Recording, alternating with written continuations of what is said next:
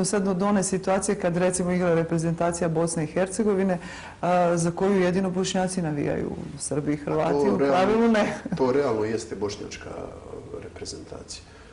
Većina ljudi Bosnu i Hercegovinu ovako kako jest ne očekuje, ne osjeća kao svoju domovinu, pa i Bošnjaci je ne osjeća kao svoju domovinu. Pa i oni navijaju za Tursku kad Turska igra. Ali ako vi pitate Bošnjaka voliš li Bosnu i Hercegovinu, volim, obožavam, a voliš li Republiku Srpsku, oni bi rekli genocid na tvorevina ne volim. Ali jedina Bosna i Hercegovina koja postoji je Dejtonska, koja uključuje Republiku Srpsku. Znači, ne možeš ne voliti zapadno-hercegovačku županiju sa njenom zastavom kakva jeste, Republiku Srpsku, a reći da voliš BiH. Meni ta reprezentacija ništa ne znači. To je reprezentacija zemlje u kojoj moja obitelj živi bez političkih prava.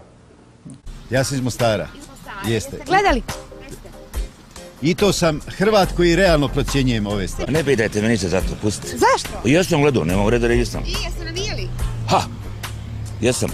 A recite mi sad, hoćete navijati za Bosnu i Hercegovinu sad u Brazilu? Kako se pokaže? To je jedino Srpca Sušća, to je jedino toga. Šta mislite o tom nacionalnom timu? Ne bi puno o tome. Recite. Ne bi puno o tome. Zašto? Nemoj. Ništa. Zašto? Pa ne pratim sport. Gledali utakmicu? Ne. Zapadnog dijela Mostara, ovo je bio sažetak amaterskog snimka neposrednog svjedoka dešavanja na trgu Musala nakon masovnog slavlja zbog pobjede bosansko-hercegovačke reprezentacije. Kako se vidi u kadrovima, stradali su ni krivi ni dužni i iskreni navijači. Snimci koje gledate, osim brutalnog napada na mladića koji ničim ne izaziva javni red i mir, pokazuju policajca koji otima i baca na zemlju zastave države Bosne i Hercegovine. Ovakav incident u policiji pak negiraju. Ništa bolje nisu prošli ni drugi posmatrači. Konobar iz obližnjeg kafića pokazao nam i ozljede koje su mu nanijeli pripadnici specijalne policije. I vlasnik kafića, legendarni mostarski komandant Esad Eminović, bio je na meti policije.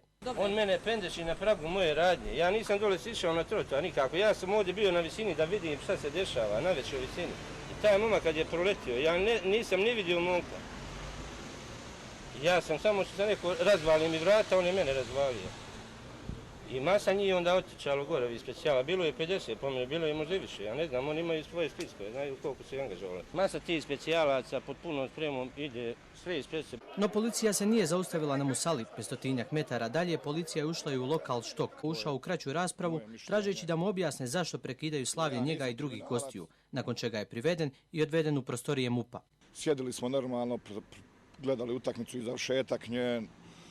Sve je bilo u redu, nikakvi nereda nije bilo, niko nije bacio, ni čaša nije slomljena. Odjednom je oko 11:20 upalo 40-ak policajaca sa štitovima koji su počeli ljude da naguravaju i tjeraju iz objekta da bi me odveli u MUP, u mračnu prostoriju gdje su me udarali i po glavi, imam ovdje mladež mi je zguljen. U Mostaru je sociološki fenomen i ima mnogo uzroka od duboke nacionalne podijeljenosti do teške ekonomske situacije. Ali bahati policajci opterećeni vlastitom ratnom prošlošću i nacionalno ostrašćeni neće doprinijeti suzbijanju napetosti. Međutim, kada ljudi viču ovo je Bosna, to je naravno kriminalni čin. Netko je stajao iza toga, stajala je određena organizacija iza toga. Huligani koji su radili u Mostaru, ja znam, bošnjačke su nacionalnosti, znači ja to mogu otvoreno reći. Ne možemo etiketirati tako, ne možemo to zato što imam takve obavještajne podatke, znači jednostavno je to tako, znači to je tako. I da se ponovilo to sljedeći dan u Mostaru bi izbio obavještajni podaci, dokazi nisu isti. Samo malo, međuetnički sukob, kažem da bi izbio u Mostaru sljedećeg dana međuetnički sukob. Došlo bi do nasilja na ulicama koje bi imalo obilježje međuetničkog nasilja. Definitivno. Evo dajmo, ja mislim da... Srbija, krst na grudima, Srbija, zemlja boraca. Ja nemam emociju da navijam za Bosnu i Hercegovinu, doživljavam to kao svoju reprezentaciju. Kao svoju reprezentaciju doživljavam Srbiju i volim što imamo Novaka Đokovića. Veoma sam ponosan na to i uvijek navijam i u košarci, i u fudbalu, i u vaterpolu, i svemu što dođe iz Srbije, navijam za Srbiju. Ali druge stvari koje se činite... A pogotovo kad igra protiv Bosne i Hercegovine. Hipotetsko pitanje je da igraju nogomet u Hrvatska i Bosna i Hercegovina. Za koga biste navijali? Za Hrvatsku.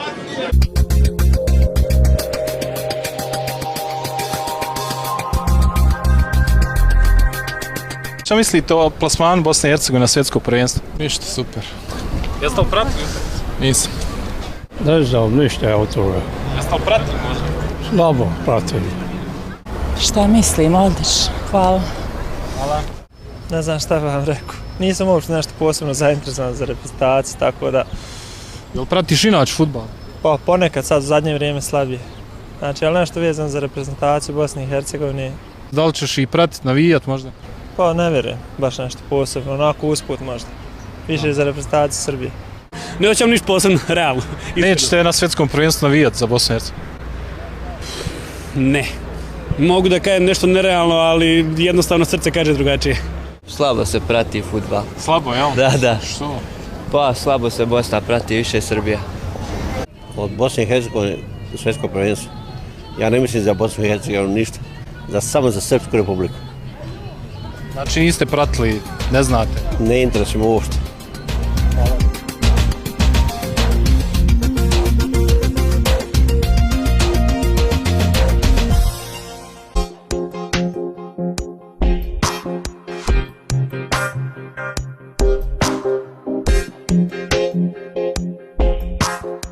Šta mislite o plasmanu reprezentacije Bosne i Hercegovine na svjetsko prvenstvo? Ima neki ime sretno i doviđenja, šta ja ima. Hoćete navijati u Brazilu za Bosnu i Hercegovinu? Mislim u Brazil niću. A ne, pa gledati utakmice, hoćete?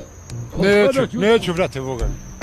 Neka gledaju dalje u federaciji. Ništa, hvala. Dobro. Kada budu ne prijeli Srbi, onda mogu da nešto praviti. Jeste gledali utakmicu? Zima me je.